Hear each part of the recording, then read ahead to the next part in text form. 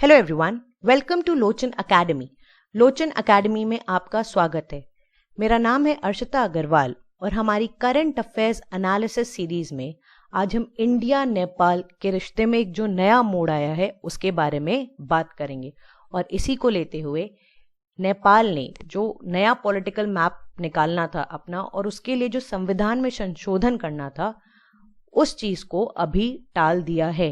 ये क्यों टाला है, क्या है नया पॉलिटिकल मैप, कौन सा डिस्प्यूटेड एरिया है और क्या उसका बैकग्राउंड है, ये हम इस लेक्चर में डिस्कस करेंगे। तो ये बहुत ही ज़्यादा इम्पोर्टेंट हो जाता है इंडिया नेपाल रिलेशन को ध्यान रखते हुए, यानी इंटरनेशनल रिलेशन। अब हमारा एक डेली करंट अफेयर्स भी है जिसमें हिंदी और इंग्लिश दोनों में करंट अफेयर्स मिलेंगे जो डेली अपडेट होंगे। आप वो सब्सक्राइब कर सकते हैं। वो वैसे ₹500 का है, पर अगर आप कोड अर्शिता यूज करेंगे तो वो आपको ₹400 का मिलेगा। ठीक है, तो अब देखते हैं क्या है ये न्यूज। ये बहुत ही ज्यादा इंपॉर्टेंट है तो ध्यान से सुनिएगा। तो Nepal has postponed the discussion to amend Nepal's constitution to update the country's map. तो नेपाल जो कंट्री का पॉलिटिकल मैप है उसमें काला पानी, लीपू लेक और लिम्पुयाधुरा ये इंक्लूड करके नया मैप निकाल रहा था। तो इसके लिए संविधान में संशोधन करना था और इसके लिए एक चर्चा होनी थी। तो नेपाल ने उस चर्चा को अभी हाल ही में टाल दिया है। अब किसी भी नेपाल में किसी भी संविधान संशोधन के लिए तकरीबन 2/3 मेजोरिटी यानी 2/3 बहुमत की आवश्यकता होती है। ठीक है, जो सत्ताधारी नेपाल की कम्युनिस्ट पार्टी है उसके पास 2/3 बहुमत तो है, लेकिन संशोधन के लिए इसे 10 और सीटें चाहिए जो इसके पास कम है। तो इसलिए अभी हाल ही में इसने टाल दिया है और ये पहले भी टल चुका है क्योंकि कहा गया था कि इसमें जो सबकी सहमति होनी चाहिए, एक नेशनल कंसेंसस होना चाहिए।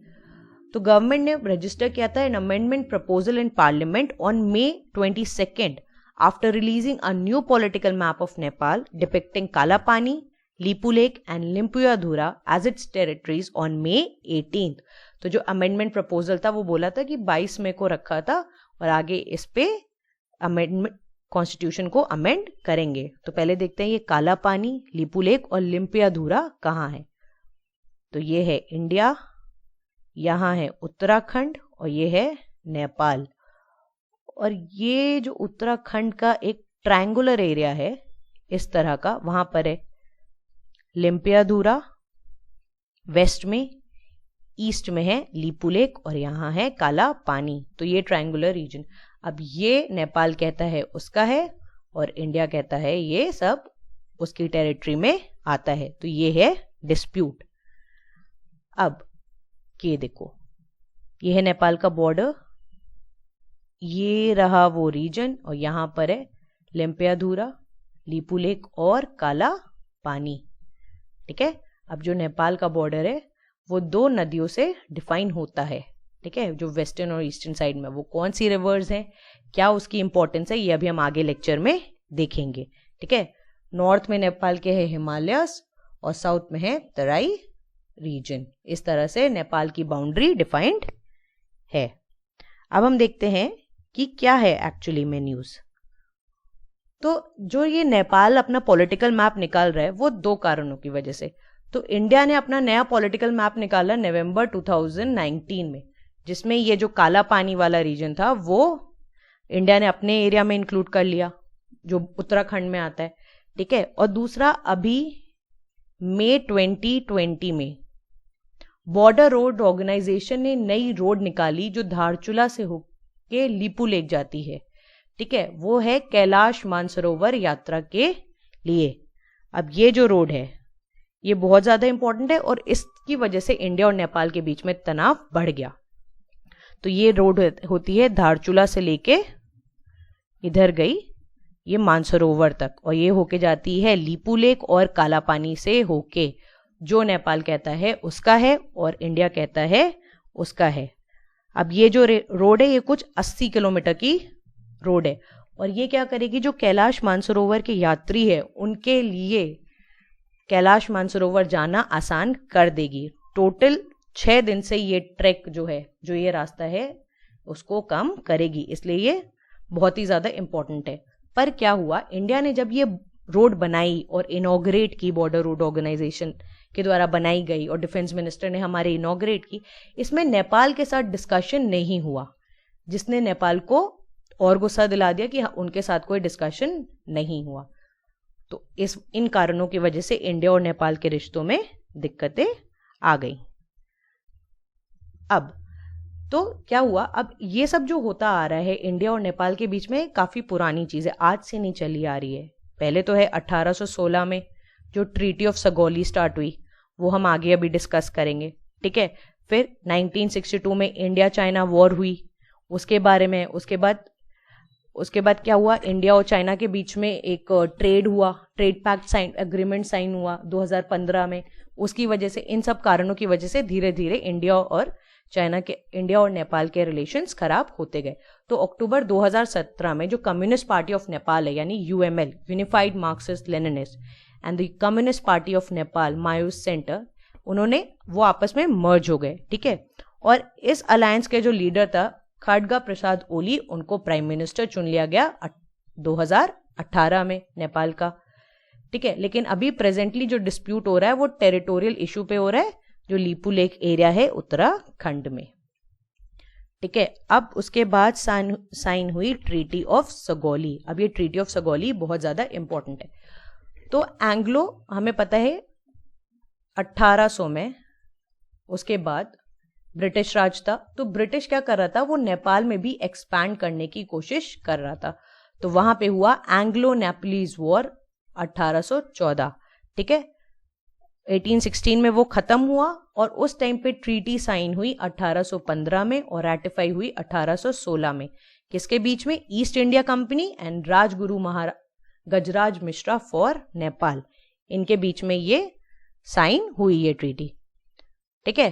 अब इसमें क्या हुआ, जो नेपाल के बॉर्डर्स है वो डिसाइड हुए। तो वेस्ट साइड में हुआ महाकाली रिवर और ईस्ट में हुआ मीठी रिवर। अब ये जो वेस्ट वाला साइड है, अभी ये डिस्प्यूटेड है। अब ये रिवर कुछ इस तरह से आती है, ठीक है। ये वेस्टर्न साइड है और ये ईस्टर्न साइड है, ये है महाकाली रिवर। तो ये जो वेस्टर्न एंड है इस रिवर का, पहले इसको बनाया गया border between India and Nepal, ये 1816 की बात है।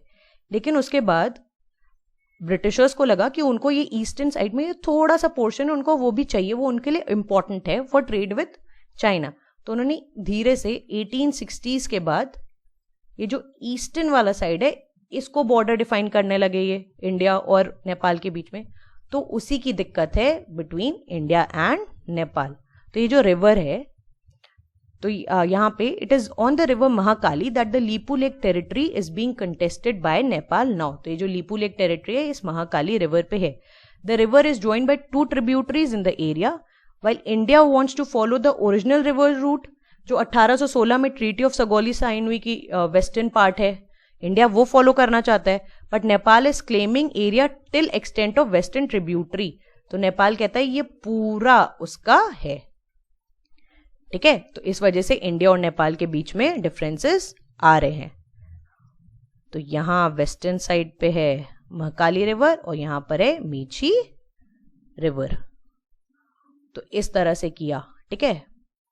ये ईस्टर्न साइड पे लीपू लेक, ये महाकाली का वेस्टर्न साइड है। तो जब 1816 के बाद हुआ तो ये ब्रिटिशर्स द्वारा ही निकाला हुआ मैप है और यहां पर है लिम्पियाधुरा, ठीक है। तो वेस्टर्न जो ट्रिब्यूटरी थी वो उसको माना गया कि वो बॉर्डर रहेगी इंडिया और नेपाल के बाद। लेकिन फिर उसके बाद ये जो ईस्टर्न साइड है उसको माना गया border between India and Nepal, और यहां पर आता है लिम्पियाधुरा और ये है लीपू लेक। और अब की बार पहली बार है इतने सालों में कि नेपाल ने लिम्पियाधुरा को अपने मैप में दिखाया है। 1960s के बाद में दोनों इंडिया और नेपाल, दोनों काला पानी और लीपू लेक अपने अपने मैप में दिखा रहे थे, लेकिन लिम्पियाधुरा पे कभी कोई भी डिस्कशन नहीं हुआ। पर पहली बार है कि नेपाल लिम्पियाधुरा को भी अपने मैप पे दिखा रहा है। नाउ तो अभी लास्ट ईयर हुआ कि न्यू दिल्ली ने अपना नया मैप पब्लिश किया और उसने काला पानी अपने बॉर्डर्स में दिखाया, जिसको काठमांडू ने ऑब्वियसली प्रोटेस्ट किया। इंडिया और नेपाल के बीच में कुछ 1800 किलोमीटर का ओपन बॉर्डर है। ओपन बॉर्डर है, हमें पता है कोई भी आ सकता है इंडिया और नेपाल के लोग यहाँ इंडिया आते हैं, काम करते हैं, पढ़ते हैं, वैसे ही इंडिया के लोग नेपाल जाते हैं, घूमने जाना नेपाल कितना आसान है। तो ये सब को लेकर एक ओपन बॉर्डर है इंडिया और नेपाल के बीच में। नेपाल ने कहा है कि हमेशा से वो सगौली ट्रीटी के हिसाब से चल रहा है। तो all the treaties east of Kali river including Limpiyadhura, Kalapani and Lipulekh belong to Nepal. तो जो भी ईस्ट ऑफ द रिवर आता है वो बिलोंग करता है नेपाल को। The Lipulekh, it is claimed by Nepal based on Treaty of Sogoli. It entered with the British colonial rulers to define its western border with India. तो ये treaty जो हुई थी, हमें पता है ये ब्रिटिशर्स के साथ हुई थी और इसने वेस्टर्न बॉर्डर नेपाल का डिफाइन किया था। Now Kathmandu also claims the highly strategic areas of Limpiyadhura and Kalapani, लेकिन इन जगहों पे इंडियन ट्रूप्स ऑलरेडी हैं 1962 इंडिया चाइना वॉर के बाद। जब इंडिया ने 1962 वॉर के टाइम यहाँ पे ट्रूप स्टेशन किए, तब नेपाल ने कोई भी कुछ भी नहीं बताया कि कोई भी दिक्कत उसे होने वाली है। ठीक है, आराम से वहां पे ट्रूप स्टेशन होगी और वो आज तक है। लेकिन उसके बाद धीरे धीरे बढ़ता चला गया border dispute from 1990s। Now अब इंडिया नेपाल के रिलेशंस की बात हो रही है, तो जो इंडिया और नेपाल के रिलेशंस है उसको अच्छे से देख लेते हैं। So Nepal has been the oldest social, cultural and military friend and ally. तो हमारा सबसे पुराना, एक तो हमारा नेबरिंग कंट्री है, ठीक है, हमारे ओपन बॉर्डर्स है उसके साथ, सबसे पुराना फ्रेंड और एलाय है। अराउंड 1700 किलोमीटर का लॉन्ग इंडिया नेपाल बॉर्डर है, जहाँ पे मूवमेंट ऑफ सिटीजन्स फ्री है। ट्रेड जो bilateral trade average around 6 to 7 billion होता है यूएस डॉलर्स एनुअली। इंडिया में अराउंड 10 to 12 मिलियन नेपालीज रहते हैं, हुआ स्प्रेड अक्रॉस द कंट्री। यहाँ पे परमानेंटली सेटल्ड है, कुछ टेम्परली सेटल्ड है, जो यहाँ पे पढ़ रहे हैं, कमा रहे हैं, ठीक है। और ये सब 1950 इंडो नेपाल ट्रीटी के बाद हुआ था। और अराउंड 25 to 30,000 नेपाली सोल्जर्स काम करते हैं इंडियन आर्मी के गोरखा रेजिमेंट में। तो सोचो कितना ज़्यादा इंपॉर्टेंट है कि इंडियन आर्मी के गोरखा रेजिमेंट में भी काम करें। और उसी से सोचो कि अगर डिस्प्यूट हो जाता है दोनों कंट्रीज के बीच में और ये गोरखा रेजिमेंट भी अगेंस्ट चली जाती है, तो कितनी ज़्यादा दिक्कत हो जाएगी। और फिर एक इंडियन मिशन भी है काठमांडू में, जो सपोर्ट करता है 1.2 लाख पेंशनर्स एंड डिपेंडेंट्स इन नेपाल, ठीक है, जो तकरीबन 2800 करोड़ था 2016-17 में, और अब तो कितना ज़्यादा होगा। फिर स्कॉलरशिप है नेपाली स्टूडेंट्स जो इंडिया में हैं, और जो फॉर स्टूडेंट्स इन नेपाल जो इंडियन एम्बेसी मैनेज करती है। अभी हाल ही में इंडिया ने 2 एडवांस लाइट हेलीकॉप्टर्स दिए नेपाल को। इंडिया को कहा जाता है कि वो थूलो दाई है, यानी एल्डर ब्रदर ऑफ नेपाल, ठीक है। एक जेन्युइन, एक वार्मथ है, एक अफेक्शन, एक प्रॉपर सॉलिड रिलेशनशिप है, एक फैमिली की तरह है नेपाल इंडिया के लिए। बट लेकिन ये सब देखकर अब ये इश्यूज क्यों बढ़े? तो ऐसा तो है नहीं कि ये जो नेपाल वाला लीपू लेक वाला काला पानी वाला इशू है ये अभी तक नहीं था। ये अब धीरे धीरे और क्यों बढ़ते जा रहे हैं? क्योंकि ऑलरेडी दुनिया कोविड-19 से लड़ रही है, ठीक है। और इंडिया एक ऐसी कंट्री है जो ऐसी सिचुएशन में काफी ज्यादा कंट्रीज की हेल्प कर रही है। हमने कितनी कंट्रीज की हेल्प की अंडर आवर सागर मिशन, तो हम और कंट्रीज की भी आगे हेल्प करेंगे with manpower, medicine, with everything. तो अभी ये इशू क्यों नेपाल उठा रहा है? Now the issue has been debated earlier too, but the vehement approach in which Nepal is taking it up now, including releasing maps with its territory included, is new. तो पहले भी डिस्कशन हो चुका है इस इशू पे, पर लेकिन अब इतना ज्यादा स्ट्रॉन्ग पोजीशन लेना, मैप्स रिलीज करना, उस पर डिस्कशन होना, ये क्यों हो रहा है? तो हमें पता है चाइना के साथ भी इशू चल रहा है, और चाइना काफी ज्यादा इंटरवीन करना चाह रहा है ताइवान में, साउथ चाइना सी में, हांगकांग में, ले, डोकलाम, हर जगह पे। और अभी चाइना क्यों ना बचे कि वो नेपाल को भी इस लीपू लेक पास वाले रीजन में झोंक दे, कि वहां पे भी जाके कोई डिस्टर्बेंस हो जाए।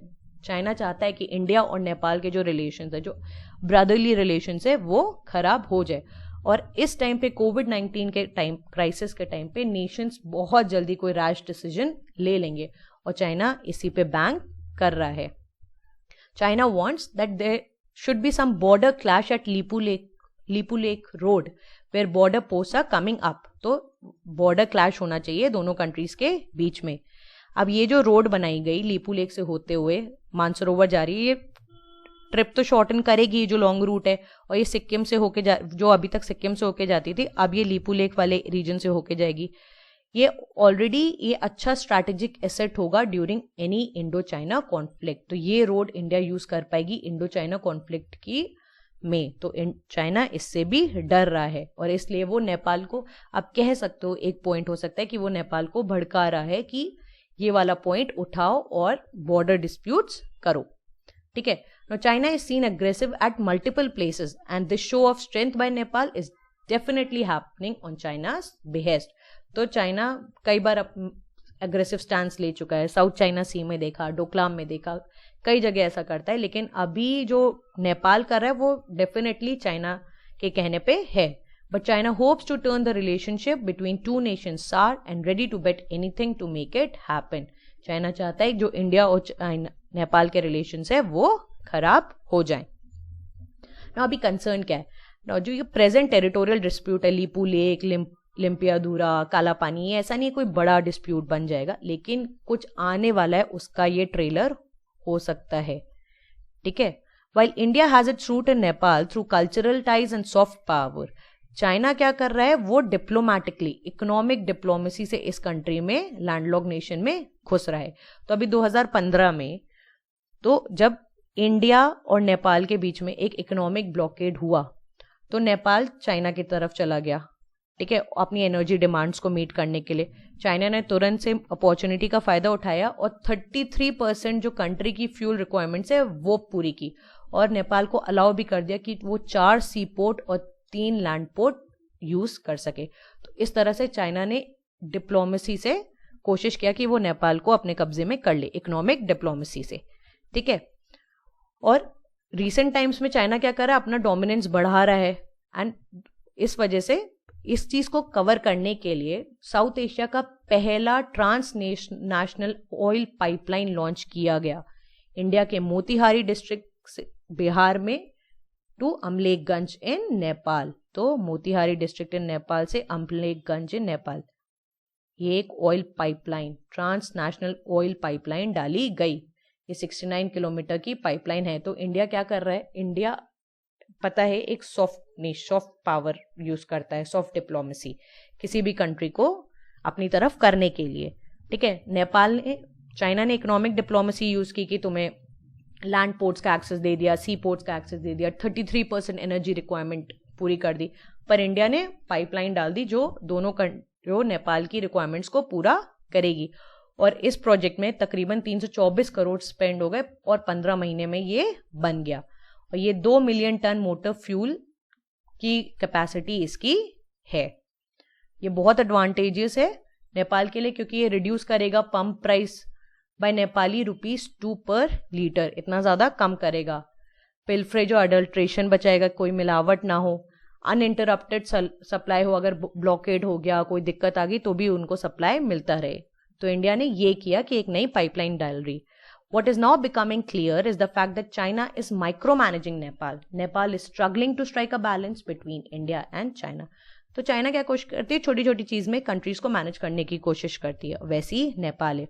और इंडिया क्या कर रहा है, इंडिया बैलेंस मेंटेन करना चाह रहा है इंडिया और चाइना के बीच में। बट अभी इशू ये है कि नेपाल की प्राइड बहुत ज्यादा हाई है एंड इंडिया उसको मजाक में नहीं लेना चाहिए कि नेपाल, क्योंकि नेपाल की प्राइड इतनी हाई है। नो, एक इक्वल टेबल पे बात होनी चाहिए दोनों कंट्रीज के बीच में कि क्यों इस डिस्प्यूट पे अभी कोविड-19 के टाइम पे डिस्कशन हो रहा है। No, because if India would not be India without the Indian army, India army would not be this army without Gorkha regiment. क्योंकि अगर ये नहीं हुआ तो क्या हो जाएगा, गोरखा रेजिमेंट है और अगर वो अगेंस्ट चली गई तो इंडियन आर्मी नहीं रहेगी गोरखा रेजिमेंट के बगैर। तो इसलिए बहुत ज्यादा इंपॉर्टेंट है कि इंडिया और नेपाल, और वो हमारा बॉर्डर है, बॉर्डर कंट्री है, तो इंडिया और नेपाल अपने रिलेशंस मेंटेन करे। ठीक है। तो ये था पूरा लेक्चर। अभी जो अपडेटेड मैप को आगे बढ़ा दिया है उस पर डिस्कशन, उसके बारे में। अगर आपको ये वीडियो पसंद आया तो लाइक बटन दबाएं और सब्सक्राइब करना ना भूलें। तो फिर मिलते हैं नए लेक्चर के साथ। धन्यवाद।